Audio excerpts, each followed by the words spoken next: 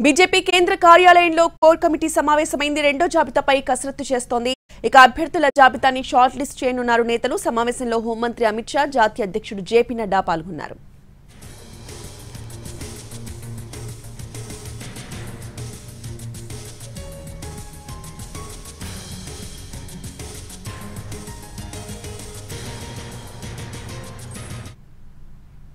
BJP కేంద్ర కార్యాలయంలో core committee సమావేశమైంది. రెండో జాబితాపై కసరత్తు చేస్తోంది.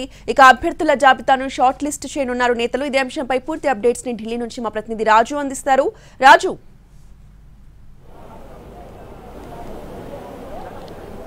రోజా ఎల్లుండి అంటే 8వ తేదీన బీజేపీ కేంద్ర ఎన్నికల కమిటీ సమావేశం జరగబోతుంది. సో ఆ సమావేశం కంటే ముందే ప్రతిసారి బీజేపీ కోర్ కమిటీ సమావేశమై రాష్ట్రాల్లో ఎవరైతే ఆశావాహులు ఉన్నారో వాళ్ళ నుంచి ప్రత్యేకంగా ఫిల్టర్ చేయడం అనేది ఉంటుంది. అంటే అభ్యర్థులకు సంబంధించినటువంటి ఒక ఫిల్టరైజేషన్ కోర్ కమిటీలో చేస్తారు. ఈ కోర్ కమిటీ సమావేశానికి రాష్ట్రాలకు సంబంధించినటువంటి ఎన్నికల కమిటీతో పాటు రాష్ట్రాల ఇన్ఛార్జీలు కూడా ఈ సమావేశంలో పాల్గొంటారు. ప్రస్తుతం బీజేపీ ఢిల్లీలో ఉన్నటువంటి బీజేపీ హెడ్ క్వార్టర్స్లో పార్టీ జాతీయ అధ్యక్షుడు జేపీ నడ్డా అధ్యక్షతన జరుగుతున్నటువంటి ఈ సమావేశానికి కేంద్ర హోంశాఖ మంత్రి అమిత్ షా కూడా హాజరయ్యారు. అయితే ఈరోజు జరుగుతున్నటువంటి ఏదైతే రాష్ట్రాలను కనుక మనం పరిశీలిస్తే ముఖ్యంగా సౌత్పై ఈరోజు ఫోకస్ ఎక్కువగా కనిపిస్తుంది.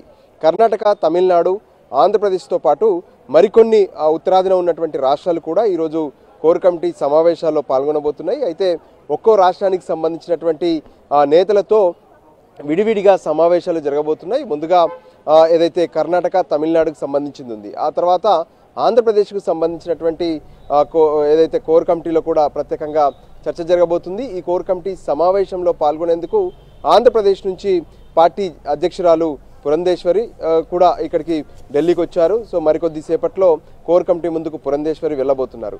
అయితే ఓవరాల్గా ఈ సమావేశాల్లో అంటే ఈ కోర్ కమిటీ సమావేశాల్లో ఇప్పటికే బీజేపీ 195 మందితో మొదటి జాబితాను విడుదల చేసింది. సో 16 రాష్ట్రాలు, మరోవైపు 2 కేంద్రపాలిత ప్రాంతాలకు సంబంధించి అంటే 18 రాష్ట్రాలకు సంబంధించి. సో మిగతా రెండో జాబితాలో ఏ రాష్ట్రాలకు ప్రాధాన్యతనివ్వాలి, అంతేకాదు ఇంకా కొలిక్కి రానటువంటి అంశాలు ఏమైనా ఉన్నాయనే దాని మీద ప్రధానంగా ఫోకస్ పెట్టినట్టుగా తెలుస్తుంది. అయితే ఇప్పటికే కొంత పొత్తులకు సంబంధించినటువంటి వ్యవహారాల్లో పంజాబ్తో పాటు ఆంధ్రప్రదేశ్, తమిళనాడు ఈ 3 రాష్ట్రాలు కూడా పెండింగ్లో ఉన్నాయి. సో దానికి సంబంధించినటువంటి అంశాలపైన ఈరోజు కీలకంగా చర్చ జరిగే అవకాశం కనిపిస్తుంది. ముఖ్యంగా ఆంధ్రప్రదేశ్ విషయానికి వస్తే ఇప్పటికే ఆంధ్రప్రదేశ్లో 2 రకాలుగా చర్చ జరుగుతుంది. అంటే ఒంటరిగా వెళ్ళాలా, లేదంటే టీడీపీ జనసేనలతో కలిసి బీజేపీ వెళ్ళాలనే దాని మీద చర్చ జరుగుతుంది. అయితే ఒంటరిగా వెళ్తే ఏ రకంగా సన్నద్ధంగా ఉన్నామనే దాని మీద కూడా ఆంధ్రప్రదేశ్లో ప్రత్యేకంగా సమావేశాలు 2 రోజుల సమావేశాలు ఏర్పాటు చేసి అసెంబ్లీకి కావచ్చు, పార్లమెంట్కి కావచ్చు ఎవరెవరు పోటీ చేసేందుకు సిద్ధంగా ఉన్నారనే దానికి సంబంధించినటువంటి ఒక జాబితాను కూడా రాష్ట్ర కమిటీ రెడీ చేసింది. సో ఆ కమిటీ ఇప్పటికే పార్టీ జాతీయ నాయకుడు ఏదైతే శివప్రకాష్ జీ ద్వారా కేంద్ర నాయకత్వానికి కూడా అందింది. సో ఇప్పుడు దీనిపైన కూడా చర్చ జరిగే అవకాశం కనిపిస్తుంది. సో ఈ చర్చలు కనుక అంటే ఈరోజు ఆంధ్రప్రదేశ్ పొత్తులకు సంబంధించి ఒక కీలక నిర్ణయం జరిగితే 1-2 రోజుల్లో దానికి సంబంధించినటువంటి మరింత స్పష్టత వచ్చే అవకాశం అయితే కనిపిస్తుంది. సో ఈ కోర్ కమిటీ తర్వాత కోర్ కమిటీలో తీసుకున్నటువంటి నిర్ణయాలను ఏదైతే కేంద్ర ఎన్నికల కమిటీ దృష్టికి తీసుకెళ్తారు. కేంద్ర ఎన్నికల కమిటీలో అభ్యర్థులను ఖరారు చేయడంతో పాటు పొత్తులకు సంబంధించినటువంటి పలు అంశాలపైన కూడా స్పష్టత వస్తుంది. సో దానికి అనుగుణంగానే 8వ తేదీన అంటే ఎల్లుండి జరిగేటటువంటి కేంద్ర ఎన్నికల కమిటీ నాటికి ఆంధ్రప్రదేశ్ పొత్తులకు సంబంధించినటువంటి వ్యవహారం పైన కూడా మరింత స్పష్టత వచ్చే అవకాశం కనిపిస్తుంది.